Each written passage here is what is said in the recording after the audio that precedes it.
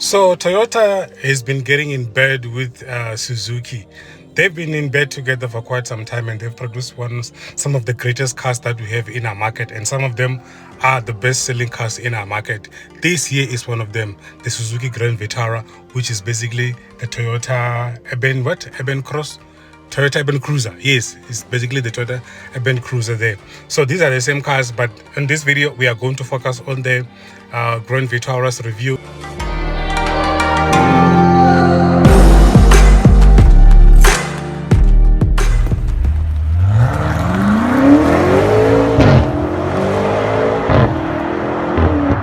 Starting from the front of the car, I don't hate it. I don't like it. I've got nothing against it.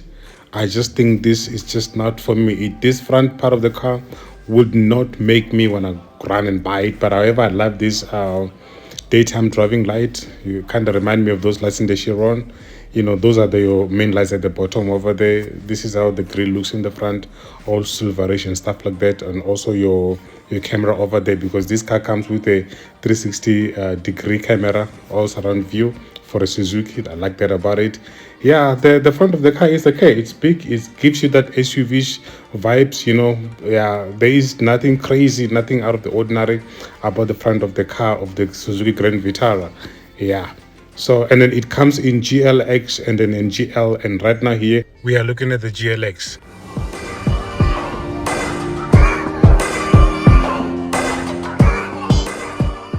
The side profile of the GL is not crazy, it's just okay. Nice SUV or nice cross SUV. However, I must indicate that I love the side profile of the fronts because it slopes down. It gives you that vibes of the what do you call the coupe or the coupe, whatever you call it. Yes, but on the Grand Vitara, no, you don't get that. And also this one comes in an 18 inches alloy.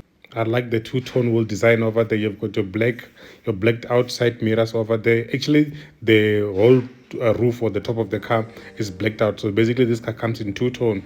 And then if we take a look at the back, this is the selling point of the car for me. The back of the car for me is beautifully designed. I love how they designed the rear lights with this crossbar light strip, whatever you want to call it. And guess what? Some people from Germany stole this kind of design and they put it in their new car. I'm talking about this one here, the Tiguan, the new Tiguan. I stole it, but otherwise I don't like the indicator lights in this car. I mean, they put nice crossbar lights and then they put those cheap indicators. They should have been there, you know, indicating like those one from the Audi, but otherwise they are not there. This is the rear of the car. I love the rear of the car. It's a selling point for me. And then let's check out the interior of the car. It's a full spec GLX Suzuki Grand Vitara. I mean, this car ticks all the boxes. I mean, heads-up display, you know, the big infotainment display with 360 camera view.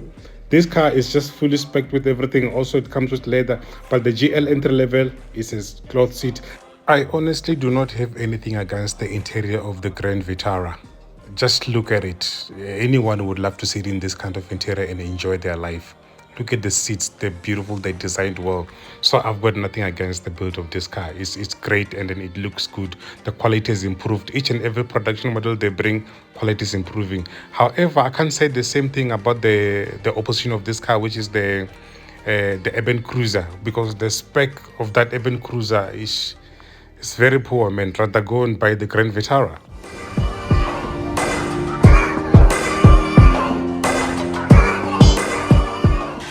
Now let's talk about the cost of ownership of the Suzuki Grand Vitara.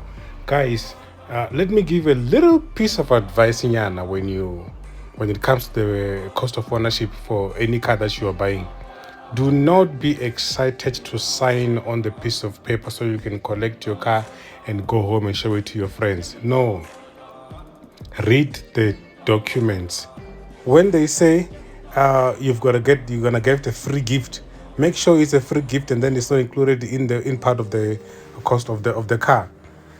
Someone at some time ago was very much happy to get a full tank, and no, that full tank is included in there. Read the paperwork, ask questions, and the best thing to do it is to ask for the contract before you can even arrive at the dealership, so you can read it while you're at home. Because if you check that contract while you're at the dealership, while the car is sitting there with flowers on top waiting for you, you'll be frustrated. You won't read that paper. You will just sign and go home. and then you're gonna cry later. Read the paperwork, read it while you're still at home before you get to the dealership. And if you've got questions, ask them before you get to the dealership. Okay? Now this Grand Vitara is selling for 436,900. Let's estimate the cost of the on-road fees. Let's just say it's going to be 2,000, and then the selling price is going to be 438,900. Dealerships already knows that you don't have the money for deposit, so it's going to be zero deposit. And also they know that you're not trading it in anything, and they also know that you are going to want to pay it for 72 months, and they also know that again that you are going to ask for the residual of 35%. And I did an insurance quote with Hippo, and then I was quoted 850. So I advise you do your own quote, and then you're gonna get your own figure. So the final total cost of ownership for the Suzuki Grand Vitara is going to be 8,241. I intentionally left out the petrol part because I don't know how you drive. Yeah, the petrol part, I reach the petrol vehicles. But otherwise, that is the cost of ownership of the Suzuki Grand Vitara. Thanks for watching. Stay tuned, subscribe to RCU on the next one. Peace.